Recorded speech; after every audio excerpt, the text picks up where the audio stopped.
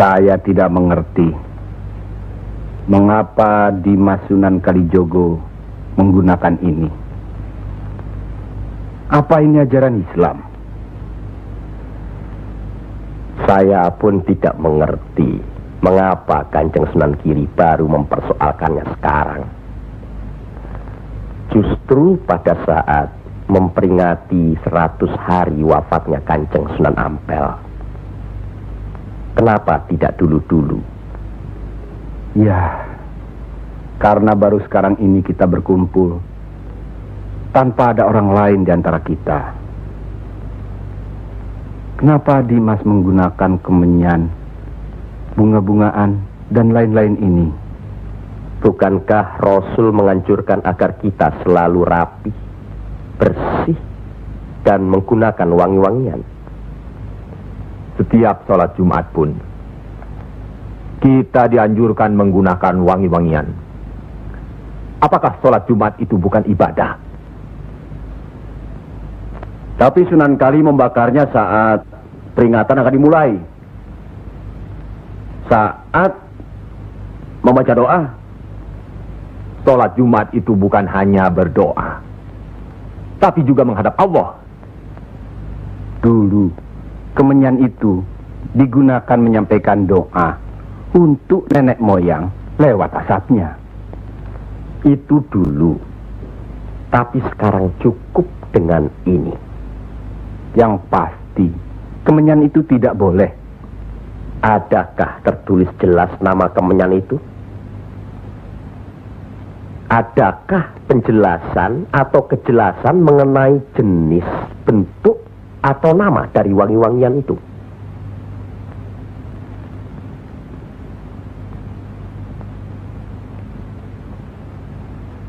Kalau orang Jawa menganggap kemenyan, setangki, bunga-bungaan itu wangi, apa salahnya kalau mereka menggunakan? Tapi Sunan Kali kan bisa melarangnya. Untuk apa melarangnya? Untuk apa kalau cuma membuat mereka tersinggung dan kemudian kita tidak berhasil mengislamkan mereka? Memang Sunan Kali lah yang selalu lain cara pendekatannya kepada rakyat. Tidak ada cara lain Kanjeng Sunan Giri selain mendekatkan hatinya, sentuh perasaannya, sesuaikan dengan kebiasaannya. Yang kemudian setelah mereka merasa cocok, sesuai, lalu kita rubah sedikit demi sedikit.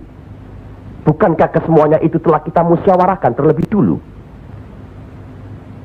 Tapi ingat, janganlah merendahkan martabat Sunan, wali, dengan berpakaian mulung seperti itu terus-menerus. Kanjeng Sunan Kudus, kita punya budaya sendiri. Gunakanlah itu. Dengan begini saya bisa mendekatkan diri, bergaul dengan mereka. Tidak ada jarak antara kita dengan mereka. Ada sambung rasa. Lagi pula iman Islam seseorang bukan terletak di pakaian, tapi di sini. Yang penting bersih, aurat tertutup.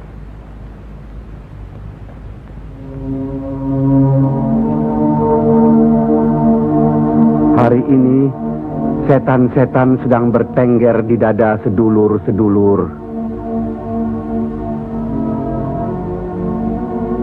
Lupa akan firman Allah. Kalau ada perselisihan di antara kita umat muslim, kembalilah pada Al-Quran. Kenapa sedulur-sedulur lupa? Kenapa?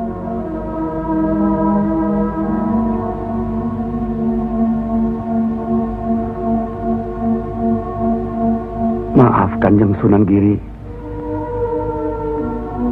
Semestinya hal ini tidak boleh terjadi. Apalagi Kanjeng Sunan sebagai pimpinan kami di sini.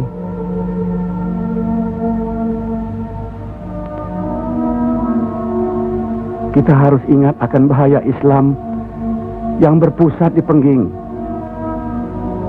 yang perkembangannya begitu cepat, penyebarannya dan cara mengajarnya yang berbeda dengan kita.